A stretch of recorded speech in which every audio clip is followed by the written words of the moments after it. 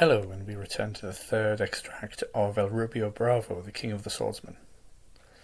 Last week we discussed Olaf, who is Monstery's insert, travelling to meet the president of Honduras and ending the reign of terror of a swordsman.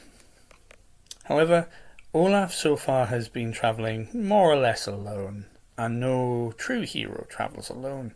So it's in this point that we meet his good friend, one Charlie Brown, an English medical student travelling Spain. In these tumultuous times, the good doctor had made less than a fair attempt to learn the local language, and was happy that he found an English speaker with whom he could converse, and indeed became good friends. Charlie was of what they call the English ilk, a strong man full of passion and animal spirits, with a fondness for both drinking and boxing, and with the Spanish fear of what they call la boxa, or la boxia. The Dane was very much good and necessary relief and companionship for the doctor. Meeting his old friend, they shared many bottles, and Olaf asked about his most recent patient, the swordsman Gomez, recently felled by the Dane's blade. Several bottles and oaths of lifelong friendship laid out. They discuss how Gomez will survive. However, Charlie is not too happy about it despite his Hippocratic oath, given that he has declared vengeance of all of the brothers upon his friend. Charlie, however, notices that his friend the Dane is in a bit of a sour mood, and with the lubrication of said several bottles, he waits for him to discuss. And Olaf admits eventually his predicament to his friend. "I'm here for a lady, or indeed an angel, if you will. The daughter of Don Carlos Jimenez." Charlie is somewhat perturbed by this revelation. "By Jove, you have such superb taste, but old wickedness is sweet there too, and he will have you killed."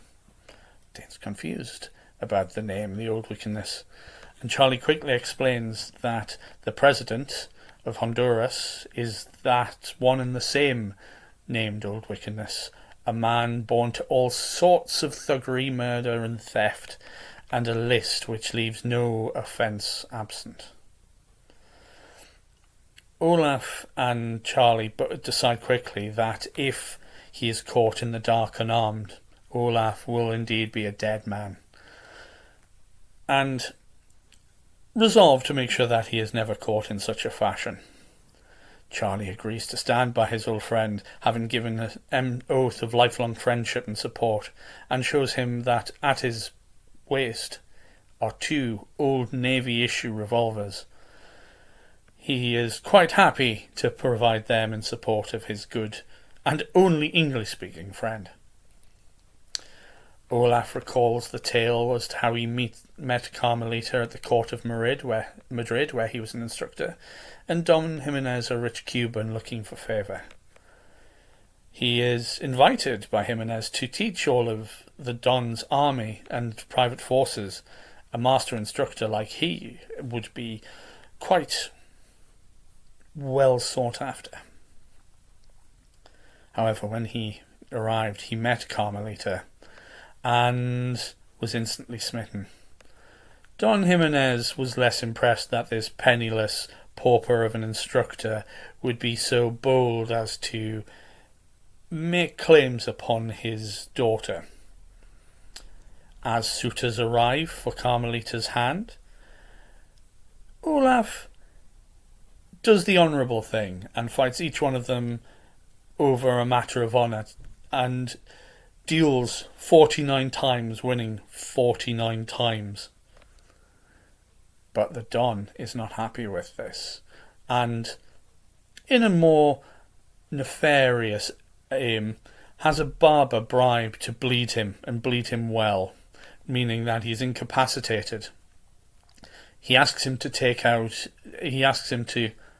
twinge one of his tendons in his arm, meaning that he can't fight.